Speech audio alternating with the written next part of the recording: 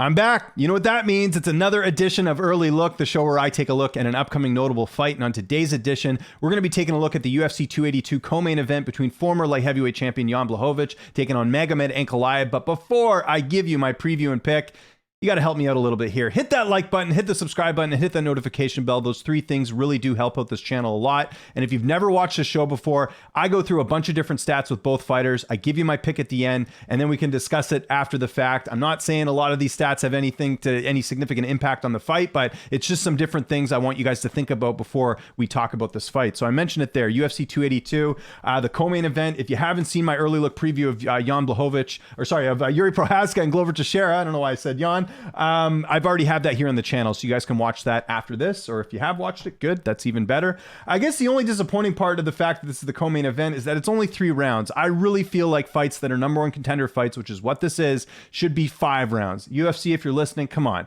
Do us a favor here. I know there's time constrictions with pay-per-views and cards and all that, but look, the Diaz brothers can get 5-round fights. Why can't these guys? Doesn't make any sense to me. Let's talk about these two combatants here. Blachowicz, Ankalaev, quick tail of the tape here, 29-9 to 18-1.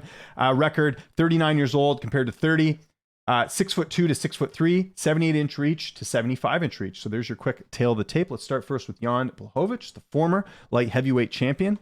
So I mentioned it there, 29-9 record. He's got 9 knockouts, 9 submissions, and 11 decisions. He's the number 2 ranked light heavyweight in the UFC right now. He is 39 years old. He's 6'2" with a 78-inch reach. He's going to have a 3-inch reach advantage in this fight over Magomed Ankalaev, but that's the only advantage he has physically going into this one. Like I mentioned there, he's the former UFC light heavyweight champion, just one successful title defense. That was against Israel Adesanya. He's also the former KSW light heavyweight champion. If you haven't been following that promotion, still one of the best promotions in the world, producing some really good talent out of there. He's the second Polish UFC champion in UFC history after Jan Jacek. Good little footnote there. He's also a BJJ black belt. You know, we don't see his ground game too much, but we think of the Polish power, which is obviously one of his staples, but he's got a good ground game as well. Jan Blachowicz has got performance of the night bonuses 5 times against Devin Clark, Nikita Krylov, Luke Rockhold, Corey Anderson, and Dominic Reyes, and he's got fight of the night 1 time against Jimmy Manuwa. This guy likes to please. As you can see here, Jan Blachowicz has not had any amateur fights. He went right to the pros, and he actually lost his first pro fight back in February of 2007. He didn't make his UFC debut until October 2014, but again, he fought a ton in KSW, and you can see some of the names he fought there. UFC vet Sokaju, Houston Alexander, Goran Relic. These are all UFC veterans that he fought prior to getting in the UFC, and that debut was against Iri Latifi. He got a nice finish there, first round finish in that one. So I mentioned it there, UFC debut, October 2014. He has a 13-6 UFC record. He's got 7 stoppage wins. Some notable wins that he's had in his career include Jared Cannonier, Luke Rockhold, Corey Anderson, Dominic Reyes, Israel Adesanya, and in his last fight, Alexander Rakic, although a bit of an interesting result of what happened there. We'll talk about that a little bit later. Some losses that he's had in his career. He's had a bunch. This is actually, one of the interesting things about Jan Blachowicz is the fact that he has turned his career around. Look at this record here at one point. He almost got cut. Losses to Jimmy Manuwa, Corey Anderson, Alexander Gustafsson, Patrick Cummins. I thought after the Cummins fight, he might get released, but luckily they kept him around and he went on this incredible run after that, including winning the light heavyweight title. So yeah, it's pretty remarkable what he's been able to do even at his age. Now you'll see here, the one thing with Jan Blachowicz, not a lot of layoffs. Like I said, started his UFC career in 2014, and he's been fighting consistently a couple times a year, which is always great to see here. Did have a few injuries. We'll mention those quickly. So he's supposed to fight. This is interesting, kind of looking back now, and obviously rest in peace with the news that we just found out this week. He was actually supposed to fight Anthony Johnson back in September of 2015, but he ended up getting rebooked there. So no injury there. It was just a fight that got switched around. Actually, I think it was Anthony Johnson who had the issue, and so he ended up fighting Corey Anderson on that same card, which he ended up losing. So a little footnote there. He was also supposed to fight Ovince St. Preux back in February of 2017. Had an undisclosed injury there. And then if you remember, he was supposed to fight Rakic actually in March of this year. He had a neck injury. That was later rebooked to May, so to May 14th. So again, not a ton of injuries though. If you look at the amount of fights that he's had in his UFC career, a ton of experience there. So yeah, just one of those little interesting things I always like to mention as far as the layoff and the activity. Jan Blachowicz has had a couple close fights. We'll talk about those in a sec here. So the first close fight that he had was the fight against Patrick Cummins. It was a majority decision loss. I went back and looked at the scorecards of that one. That was UFC 210. It was actually at that card. That was in April of 2017. 10 media members scored the fight for Pat Cummins. 6 scored it a draw. So interesting. I mean, obviously, majority felt like Cummins did win that, but some people also felt like it could have been a draw in that one. The Jacare Souza fight. Very interesting here.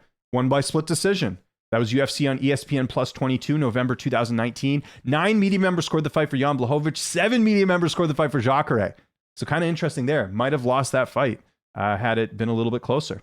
And then, of course, the Israel Adesanya fight. Now, I watched that fight and thought, clearly he beat Israel Adesanya. No questions asked. He took him down. But I did see here 7 media members scoring the fight for Israel Adesanya. That was back in March of 2021, UFC 259.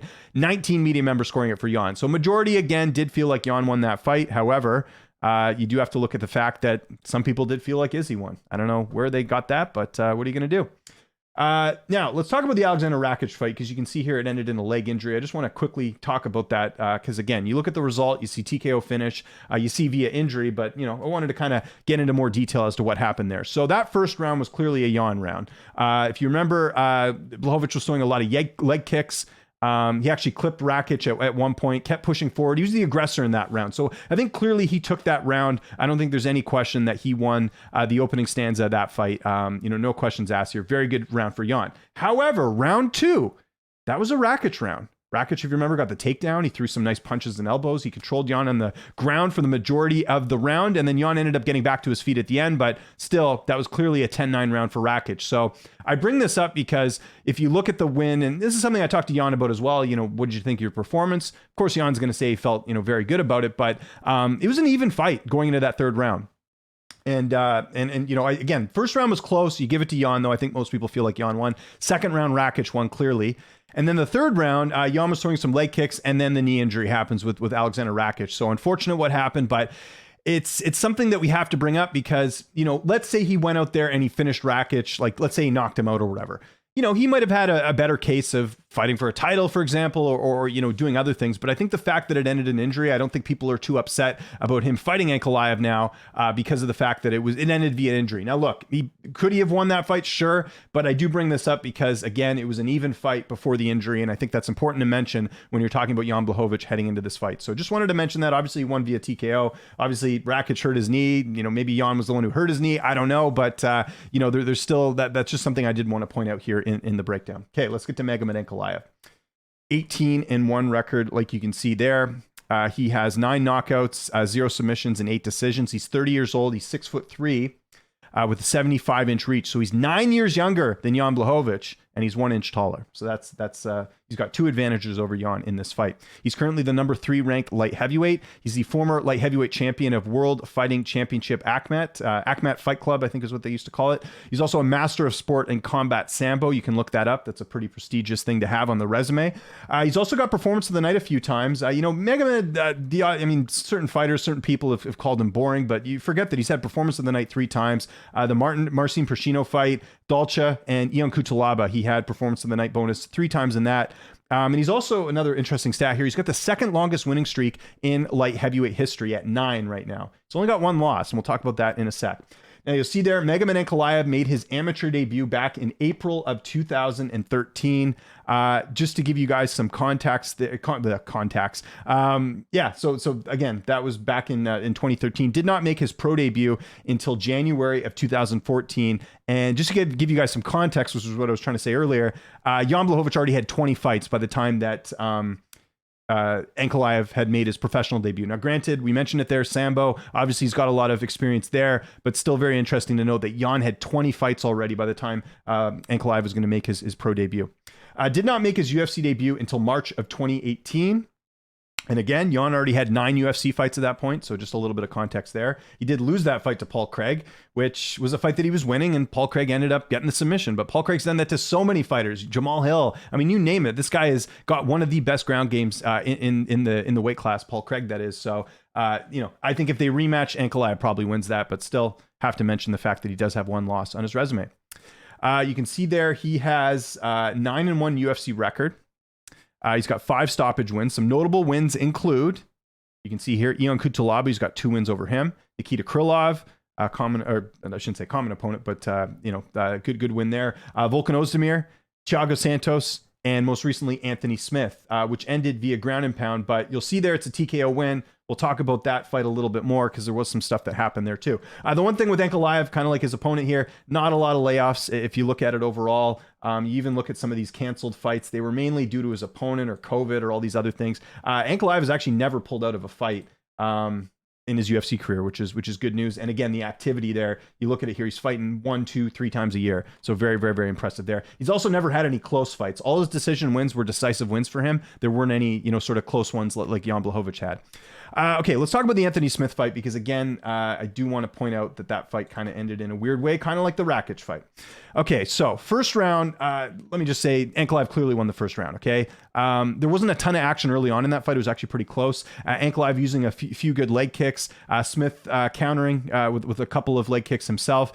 Towards the end of that round, Ankalaev didn't land a big leg kick and then another one. I think you could safely say that Magomed won that first round, but early in that fight, nothing was really happening there. Got to point that out. Okay, second round, Smith pressing Ankalaev against the cage, tries for the takedown, and then Ankalaev, you could see Smith was kind of hurt. Something happened there. We later find out it was an ankle / a leg injury. I think it was just an ankle injury actually. And so Smith ended up getting hurt. So you see here, it wasn't like the Rakic fight where it ended via injury. Rakic grabbed his leg and the fight was over and it was as simple as that. But Smith was hurt in that fight. Now, there was a big question is, did Ankalaev hurt Smith? I went back and looked. Smith actually, has a quote after the fight saying that the way he hurt his ankle was not something that was due to what Ankalaev did. He just sort of described it there. You can find the interview. I'm not going to read the full quote here, but he basically feels like this was not something that Ankalaev did. Now, that doesn't matter. He still loses. I'm not taking anything away from Ankalaev's win here, but we do got to point out that Smith was a bit compromised there. It could have been the way he stepped on it. It happens. Look, Calvin Kattar had the same thing when he fought Arnold Allen. He wasn't able to do much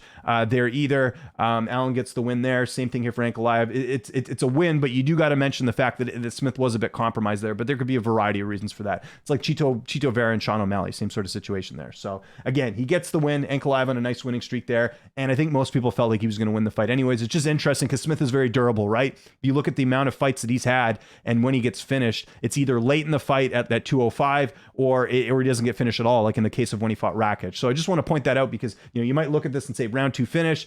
Oh, maybe it's a case of Ankalaev being the one of the few guys to finish Smith early, but you do have to point out the ankle injury in that fight. Again, not taking anything away from his win, but I'm just pointing out that, people might look at this and say, oh, well, he's evolved and he's, stand up so much better than Smith that he knocked him out. That's not the case. Smith had a bit of an injury there.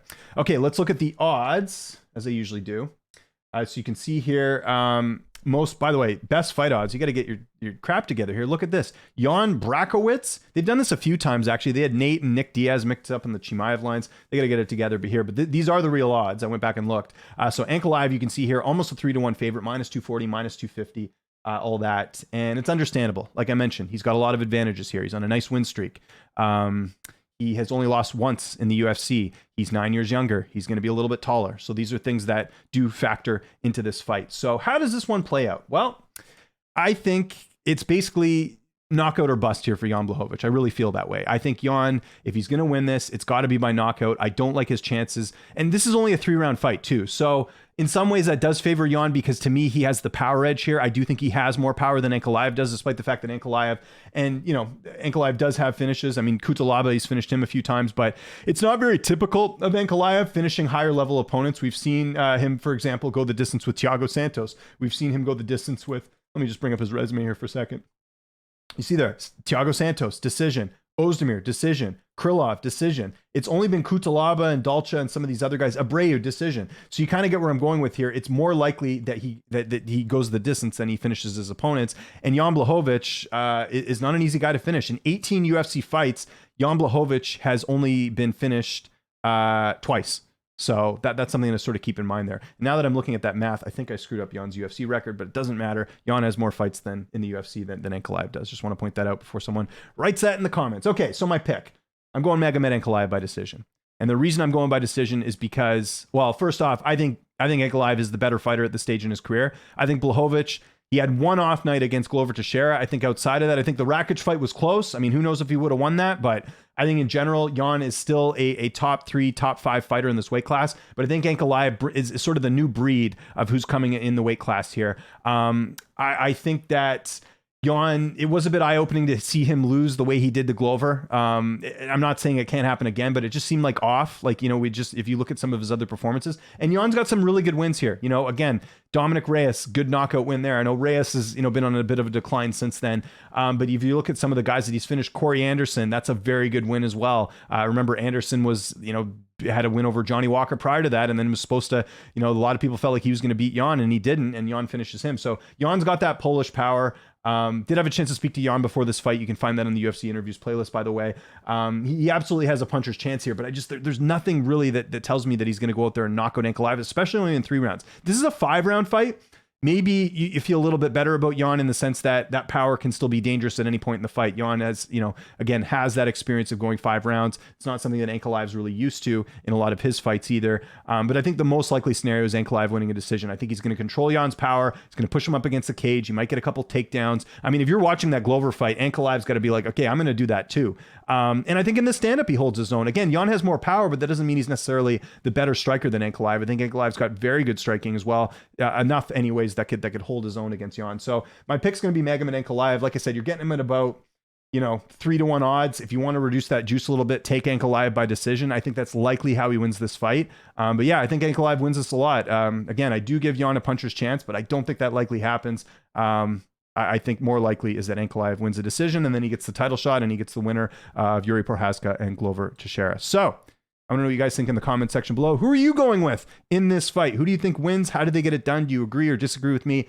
More than happy to, I always tell you guys this, I'm more than happy to talk about these fights with you guys, as long as we're, respectful. You kind of see both sides of the coin. No issues with any criticisms of my breakdown, but let's just be, civil here. I know that's a lot to ask on the internet these days, but more than happy to talk about this. Follow me on Twitter and on Instagram at Lynch on Sports. Make sure you hit that like button, hit the subscribe button, hit that notification bell. Really does help out the channel a lot. And if there's any other fights you want me to preview, even ones that aren't like main events or title fights, let me know. I'm always open to hearing, different fight ideas that you want me to break down, go through the stats and all the different stuff. Like I said, I want to make this channel as interactive as I can for you guys. So more than happy to do that. All right. Thanks so much for watching. I'll see you guys next time for another edition of Early Look. In the meantime, thanks so much for watching.